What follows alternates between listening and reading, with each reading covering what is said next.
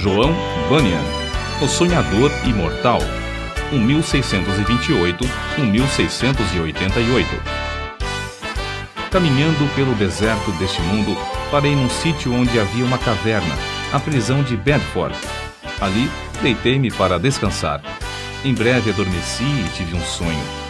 Vi um homem coberto de andrajos, de pé, e com as costas voltadas para a sua habitação, tendo sobre os ombros uma pesada carga e nas mãos um livro.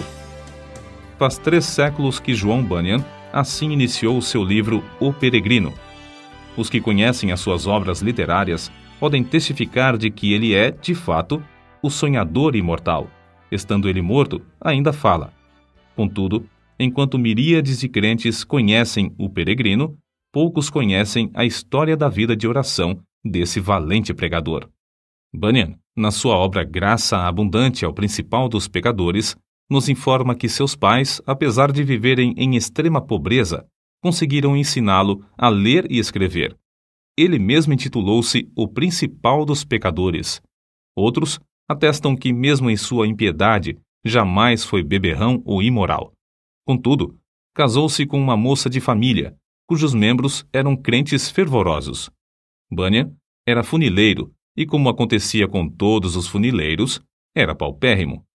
Ele não possuía nenhum prato nem uma colher, apenas 2 livros: O Caminho do Homem Simples para os Céus e A Prática da Piedade, obras que seu pai, ao falecer, lhe deixara. Apesar de Bunyan achar algumas coisas que lhe interessavam nesses 2 livros, somente nos cultos é que se sentiu convicto de estar no caminho para o inferno.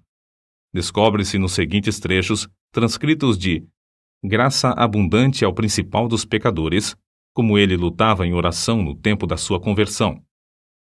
Veio-me às mãos uma obra dos Hunters, livro estimado por alguns doutores.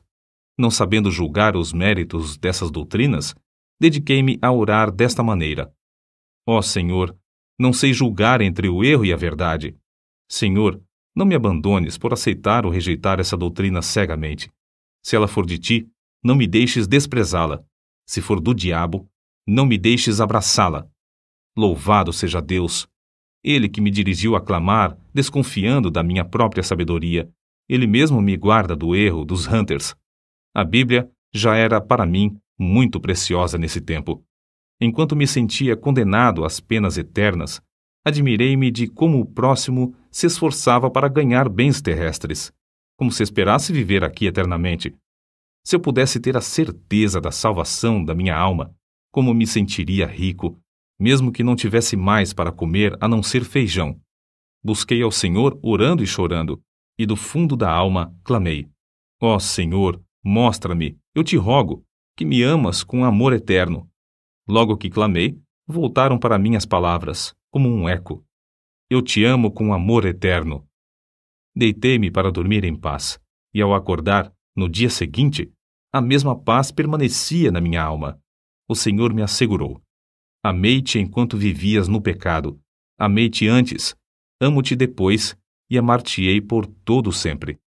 Certa manhã, enquanto tremia na oração, porque pensava que não houvesse palavra de Deus para me sossegar, ele me deu esta frase: A minha graça te basta. O meu entendimento foi tão iluminado como se o Senhor Jesus olhasse dos céus para mim, pelo telhado da casa, e me dirigisse essas palavras. Voltei para casa chorando, transbordando de gozo e humilhado até o pó. Contudo, certo dia, enquanto andava no campo, a consciência inquieta, de repente essas palavras entraram na minha alma: Tua justiça está nos céus. E parecia que, com os olhos da alma, via Jesus Cristo à destra de Deus, permanecendo ali como minha justiça. Vi, além disso, que não é o meu bom coração que torna a minha justiça melhor, nem que a prejudica, porque a minha justiça é o próprio Cristo, o mesmo ontem, hoje e para sempre. As cadeias, então, caíram-me das pernas. Fiquei livre das angústias. As tentações perderam a força. O horror da severidade de Deus não mais me perturbava, e voltei para casa regozijando-me na graça e no amor de Deus. Não achei na Bíblia a frase: Tua justiça está nos céus, mas achei: o qual para nós foi feito por Deus sabedoria e justiça, e santificação e redenção. 1 Coríntios, capítulo 1, versículo 30. E vi que a outra frase era verdade. Enquanto eu assim meditava, o seguinte trecho das Escrituras penetrou no meu espírito com poder. Não pelas obras de justiça que houvéssemos feito, mas segundo a sua misericórdia nos salvou. Assim, fui levantado para as alturas, e me achei nos braços da graça e misericórdia. Antes temia a morte, mas depois clamei: quero morrer. A morte tornou-se para mim uma coisa desejável. Não se vive verdadeiramente antes de passar para outra vida. Oh, pensava eu, esta vida é apenas um sonho em comparação à outra. Foi nessa ocasião que as palavras herdeiros de Deus se tornaram tão cheias de sentido que eu não tenho como explicá-las aqui nesse mundo. Herdeiros de Deus. O próprio Deus é a porção dos santos. Isso vi e disso me admirei, contudo, não posso contar o que vi. Cristo era um Cristo precioso na minha alma. Era o meu gozo, a paz e o triunfo por Cristo eram tão grandes que tive dificuldade em conter-me e ficar deitado. Bunyan, ainda que lutando para sair da escravidão do vício do pecado, não fechava a alma aos perdidos, que ignoravam os horrores do inferno. Acerca disto, ele escreveu: percebi pelas Escrituras que o Espírito Santo não quer que os homens enterrem os seus talentos e dons, mas antes que despertem esses dons. Dou graças a Deus por me haver concedido uma medida de entranhas e compaixão pela alma do próximo, e me enviou a esforçar-me grandemente para falar uma palavra que Deus pudesse usar para apoderar-se da consciência e despertá-la. Nisso, o bom Senhor respondeu ao apelo de seu servo, e o povo começou a mostrar-se comovido e angustiado de espírito ao perceber o horror do seu pecado e a necessidade de aceitar a Jesus Cristo. De coração, clamei a Deus com grande insistência que ele tornasse a palavra eficaz para a salvação da alma. De fato, disse repetidamente ao Senhor que, se o meu enforcamento perante os olhos dos ouvintes servisse para despertá-los e confirmá-los na verdade, eu aceitaria alegremente. O maior anelo em cumprir meu ministério era o de entrar nos lugares mais escuros do país. Na pregação, realmente sentia dores de parto para que nascessem filhos para Deus. Sem fruto, não ligava importância a qualquer louvor aos meus esforços. Com fruto, não me importava com qualquer oposição. Os obstáculos que Bunyan tinha de encarar eram muitos e variados. Satanás, vendo-se grandemente prejudicado pela obra desse servo de Deus, começou a levantar barreiras de todas as formas. Bunyan resistia fielmente a todas as tentações de vangloriar-se sobre o fruto de seu ministério e cair na condenação do diabo. Quando, certa vez, um dos ouvintes lhe disse que pregara um bom sermão, ele respondeu: não precisa dizer-me isso. O diabo já cochichou a mesma coisa no meu ouvido antes de sair da tribuna. Então, o inimigo das almas suscitou calúnias e boatos em todo o país, a fim de induzi-lo a abandonar seu ministério. Chamavam-no de feiticeiro, jesuíta, cangaceiro, e afirmavam que vivia amancebado, que tinha 2 esposas e que os seus filhos eram ilegítimos. Quando o maligno falhou em todos esses planos de desviar Bunyan do seu ministério glorioso, seus opositores denunciaram-no por não observar os regulamentos dos cultos da igreja oficial. As autoridades civis o sentenciaram à prisão perpétua, recusando terminantemente a revogação da sentença, apesar de todos os esforços de seus amigos e dos rogos de sua esposa. Tinha de ficar preso até se comprometer a não mais pregar. Acerca de sua prisão, ele diz: nunca tinha sentido a presença de Deus ao meu lado em todas as ocasiões como depois de ser encerrado, fortalecendo-me tão ternamente com esta ou aquela escritura, até me fazer desejar, se fosse lícito, maiores provações para receber maiores consolações. Antes de ser preso, eu previ o que aconteceria, e 2 coisas ardiam no coração acerca de como poderia encarar a morte, se chegasse a tal ponto. Fui dirigido a orar pedindo a Deus que me fortalecesse com toda a força, segundo o poder da sua glória, em toda a fortaleza e longanimidade, dando com alegria graças ao Pai. Quase nunca orei durante o ano que precedeu minha prisão, sem que essa escritura me entrasse na mente, e eu compreendesse que, para sofrer com toda a paciência, devia ter toda a fortaleza, especialmente para sofrer com alegria. A segunda consideração foi na passagem que diz: Mas nós temos tido dentro de nós mesmos a sentença de morte para que não confiássemos em nós mesmos, porém em Deus que ressuscita os mortos. Cheguei a ver por essa escritura que, se eu chegasse ao ponto de sofrer como devia, primeiramente tinha de sentenciar à morte todas as coisas que pertencem à nossa vida, considerando-me a mim mesmo, minha esposa, meus filhos, a saúde, os prazeres, tudo, enfim, como mortos para comigo e eu morto para com eles. Resolvi, como Paulo disse, não olhar para as coisas que se veem, mas sim para as que se não veem, porque as coisas que se veem são temporais, mas as coisas que se não veem são eternas. E compreendi que, se eu fosse prevenido apenas de ser preso, poderia, de improviso, ser chamado também para ser açoitado ou amarrado ao pelourinho. Ainda que esperasse apenas esses castigos, não suportaria o castigo de desterro. Mas a melhor maneira para passar os sofrimentos seria confiar em Deus, quanto ao mundo vindouro.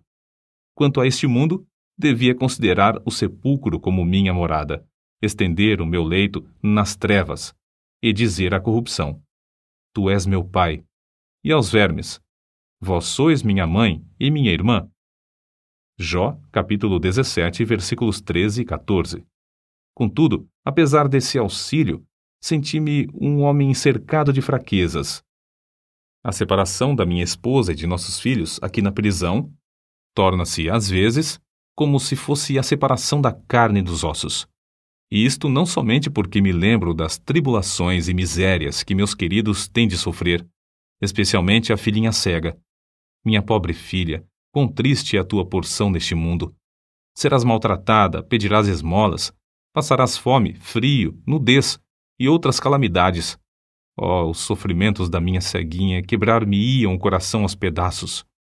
Eu meditava muito também sobre o horror ao inferno dos que temiam a cruz, a ponto de se recusarem a glorificar a Cristo, suas palavras e leis perante os filhos dos homens. Além do mais, pensava sobre a glória que ele preparara para os que, em amor, fé e paciência, testificavam dele.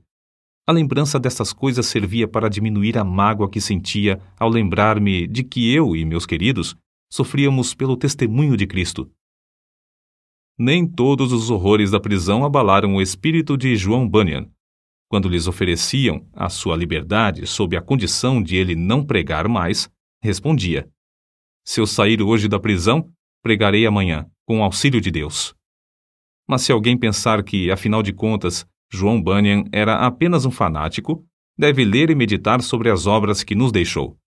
Graça abundante ao principal dos pecadores, chamado ao ministério, o peregrino, a peregrina, a conduta do crente, a glória do templo, o pecador de Jerusalém é salvo, as guerras da famosa cidade de alma humana, a vida e a morte de homem mau, o sermão do monte, a figueira infrutífera, discursos sobre oração, o viajante celestial, gemidos de uma alma no inferno, a justificação é imputada, entre outros. Passou mais de 12 anos encarcerado. É fácil dizer que foram 12 longos anos, mas é difícil conceber o que isso significa. Passou mais da quinta parte da sua vida na prisão, na idade de maior energia. Foi um quacre, chamado Whitehead, que conseguiu a sua libertação. Depois de liberto, pregou em Bedford, Londres, e muitas outras cidades. Era tão popular que foi alcunhado de Bispo Bunyan. Continuou seu ministério fielmente até a idade de 60 anos, quando foi atacado de febre e faleceu. O seu túmulo é visitado por dezenas de milhares de pessoas. O orador, o escritor, o pregador, o professor da escola dominical e o pai de família, cada um conforme o seu ofício, podem lucrar grandemente com o estudo do estilo e méritos de seus escritos, apesar de ele ter sido apenas um humilde funileiro sem instrução. Mas como se pode explicar o maravilhoso sucesso de Bunyan?